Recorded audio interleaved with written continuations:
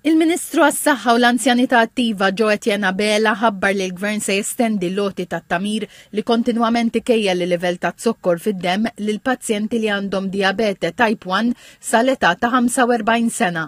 Ħabbar ukoll li dan it-tamir se jibda jingħata lin-nisa li waqt itqala toħroġilhom id-diabete u li l-pazjenti li minħabba mart li affettwa l-frixa ikollhom bżonn jagħmlu operazzjoni biex titneħħa l-frixa u kawża tek tiżviluppalhom id-diabete. Din il-miżura ħankunu qed nolqtu qed naħsbu mal-200 pazjent. L-ispiża hija sostanzjali sal-aħħar tas-sena dan l-investiment ħajkun il-ħaq iktar minn €1,000,000.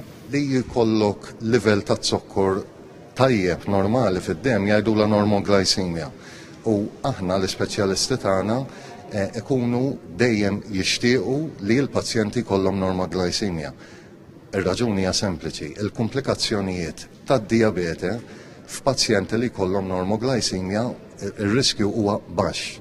F'dawk il-pazjenti imbagħad fejn it-zokkor, il-livell ta' zokkor ikun għoli u jkun regolarment għoli, naraw komplikazzjonijiet fil-qalb, fil-moħħ, fil-kliewi u tista' tibqa' sejjer għax id-diabete taffettwa kull organu tal-ġisem. F'Malta hu kkalkulat li 10% tal-popolazzjoni għandha diabete.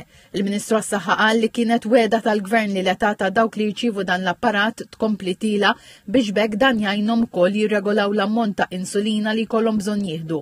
Qal li din il-miżura hi waħda minn ħafna li qed jieħu l-Gvern biex jindirizza l-kundizzjoni tad-diabete, inkluż kundizzjonijiet oħra assoċjati bħall-obeżità. Il-Ministru tas-Saħħa temm jgħid li l-Gvern hu impenjat ikompli jaħdem biex dan is-servizz jiġi estis biex jilħaq aktar persuni u qal li se jaħdem ukoll fuq innovazzjonijiet oħra li jgarantixxu s-saħħa lil Maltin.